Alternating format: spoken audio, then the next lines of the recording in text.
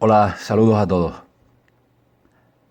Siguiendo la pista a este socialismo fabiano que impregna hoy día gran parte de la política global para seguir ejerciendo su sistema plutocrático, empecemos por recalcar que esta corriente fabiana defiende el principio de una sociedad sin clases, que debe conducir a la síntesis del socialismo, un Estado benefactor, y del capitalismo, con las leyes del mercado, fusión que debe conducir a la implantación de una economía monopolística en el marco de un gobierno estatal globalizado.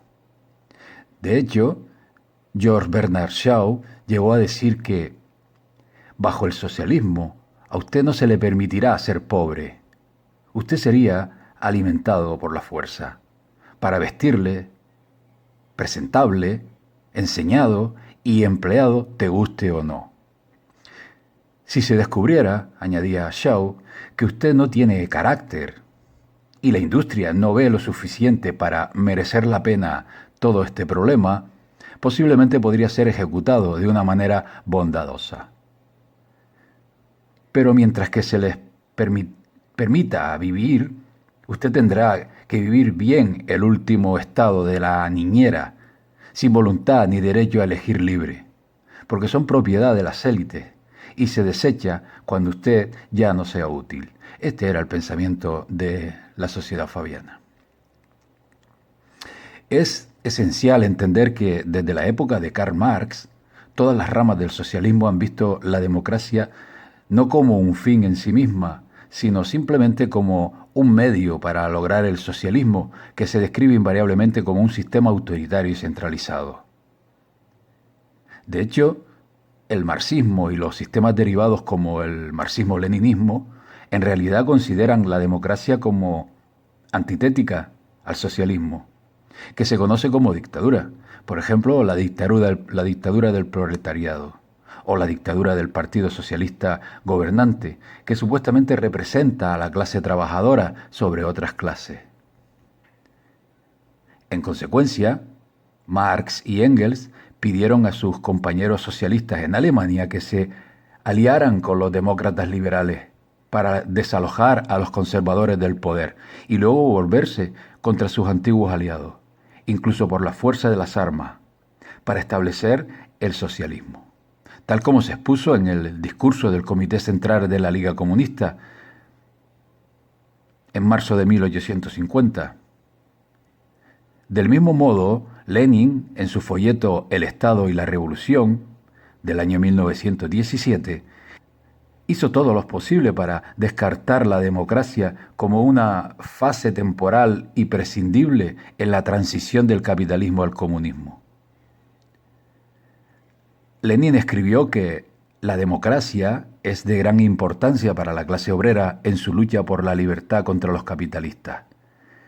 Pero la democracia es sólo una de las etapas en el curso del desarrollo del feudalismo al capitalismo y del capitalismo al comunismo.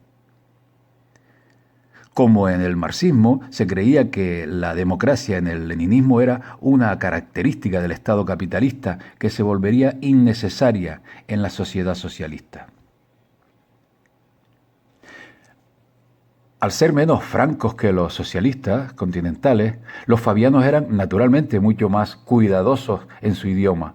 Sin embargo, de las declaraciones de fabianos, tanto escritas como habladas, queda absolutamente claro que siguieron la línea socialista general según la cual la democracia era sólo un medio para lograr el socialismo.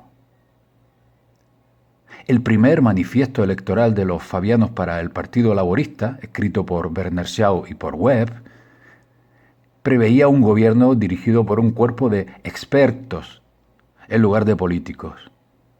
Esto fue repetido por quien fuera su secretario durante 25 años, Edward R. Pease, quien habló de gobernantes calificados como una condición previa para un Estado socialista. Que estos expertos y gobernantes calificados no podrían haber sido más que fabianos es evidente, a partir de numerosas declaraciones de los líderes de esta corriente ideológica. Por ejemplo, Bernard Shaw expresó su deseo de hacer de los fabianos, ya lo dijimos, los jesuitas del socialismo. mientras que el famoso escritor H. G. Wells, que era el número 4 en el Ejecutivo fabiano después de Webs, Peace y Shaw, propuso convertir a toda la sociedad en un orden gobernante similar al samurái. Esto fue dicho en su obra Una utopía moderna del año 1905. Si bien inicialmente los fabianos mantuvieron sus puntos de vista sobre la democracia para sí mismos, el surgimiento de líderes dictatoriales en la Rusia soviética y en otros lugares eventualmente les impulsó a salir a la luz y mostrar sus verdaderos colores. Ya en 1927, el líder fabiano Bernard Shaw declaró abiertamente que los fabianos deben sacar al movimiento socialista de sus viejos surcos democráticos, que ellos como socialistas no tenían nada que ver con la libertad, y significativamente que la democracia era incompatible con el socialismo. A pesar de lo vergonzoso que esto podría haber sido para las membresías de los fabianistas y laboristas, está claro que no se trataba solo de divagaciones de Shaw, porque éste, por otra parte, no tuvo reparos en expresar su admiración por los dictadores fascistas como Benito Mussolini en Italia, y en particular por los de la Rusia comunista de Lenin y Stalin. De hecho, la confesión de Shaw de que la democracia era incompatible con el socialismo era idéntica a los puntos de vista de Lenin sobre el tema expresado en el Estadio de la Revolución del año 1917 y en la Revolución Proletaria y el renegado Kautsky del año siguiente, 1918, y de otros escritos. De particular importancia en este sentido son las numerosas declaraciones públicas de Shaw que muestran que él veía el marxismo-leninismo y luego el estalinismo como manifestaciones modelo del socialismo fabiano. Y para dar algunos ejemplos, según Shaw, Lenin estudió las obras de Sidney Webb y se convirtió en gradualista, después de lo cual transformó el socialismo ruso en fabianismo. Shaw declaró que el bolchevismo se convirtió en fabianismo, llamado comunismo. Bernard Shaw creía que el comunismo ruso era socialismo fabiano y que la URSS era realmente una unión de repúblicas fabianas. Shaw describió a Lenin como el mejor estadista de Europa. Bernard Shaw dijo que Stalin era un hombre fabiano. Las afirmaciones de Shaw de que Lenin se convirtió en un gradualista está, por supuesto, abierta a debate, ya que Lenin fue uno de los líderes de la Revolución de Octubre de 1917, nada de lo cual fue gradualista. Pero Lenin estudió Democracia Industrial, la obra de los Webb del año 1897, que tradujo al ruso y defendió el capitalismo de Estado como un paso hacia el socialismo, que puede interpretarse como gradualista. En cualquier caso, de 1920 a 1930, Bernard Shaw realizó un curso avanzado de fabianismo sobre el comunismo soviético, alabando sus supuestas virtudes. Más importante aún, Bernard Shaw claramente equiparó el comunismo soviético con el fabianismo, declarando después de una visita a la Unión Soviética que ahora que he visto a Rusia, soy más comunista que nunca. Tampoco la admiración por la Rusia comunista y sus líderes se restringió solo a Bernard Shaw. Por ejemplo, los Webb también fueron grandes admiradores de Lenin y Stalin. Incluso conservaron un retrato de Lenin en su casa.